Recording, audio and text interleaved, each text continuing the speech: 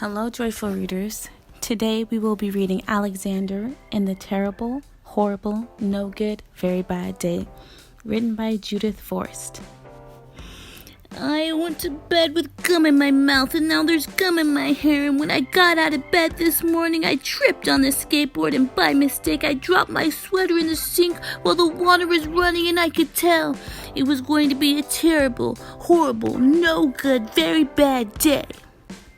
At breakfast, Anthony found a Corvette Stingray car kit in his breakfast cereal box, and Nick found a junior undercover agent code ring in his breakfast cereal box.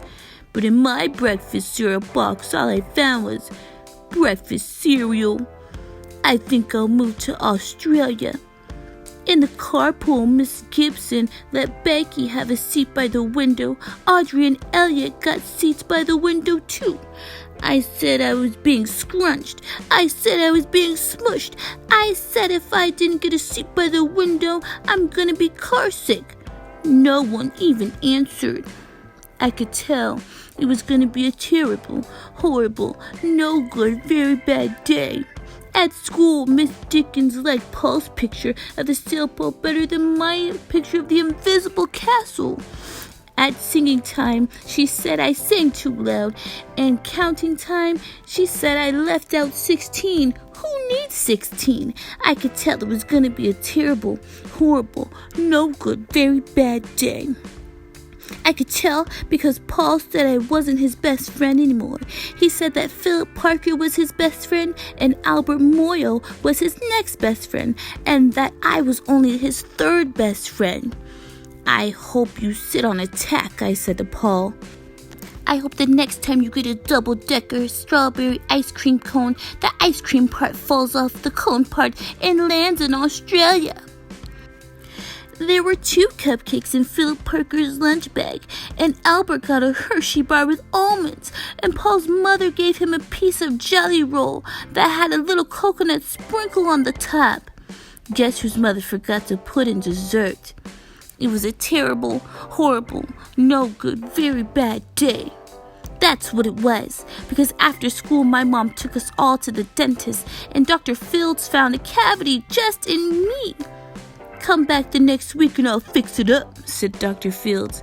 Next week, I said, I'm going to Australia.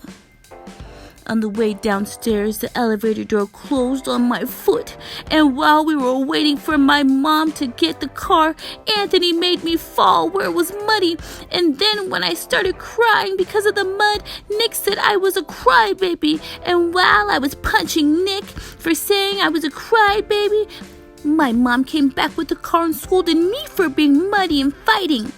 I'm having a terrible, horrible, no good, very bad day, I told everyone. No one even answered. So then we went to the shoe store to buy some sneakers. Anthony chose white ones with blue stripes.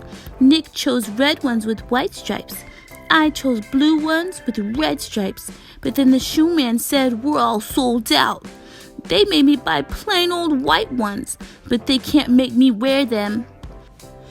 When we picked up my dad at his office, he said I couldn't play with his copying machine, but I forgot. He also said to watch out for the books on his desk, and I was careful as I could be except for my elbow. He also said don't fool around with his phone, but I think I called Australia. My dad said please don't pick him up anymore. It was a terrible, horrible, no good, very bad day. There were lima beans for dinner, and I hate lima beans. There was kissing on TV, and I hate kissing. My bath was too hot. I got soap in my eyes. My marble went down the drain, and I had to wear my railroad train pajamas. I hate my railroad train pajamas.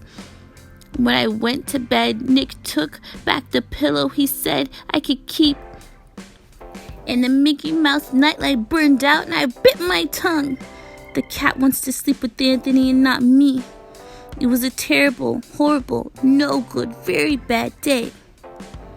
My mom says some days are just like that, even in Australia.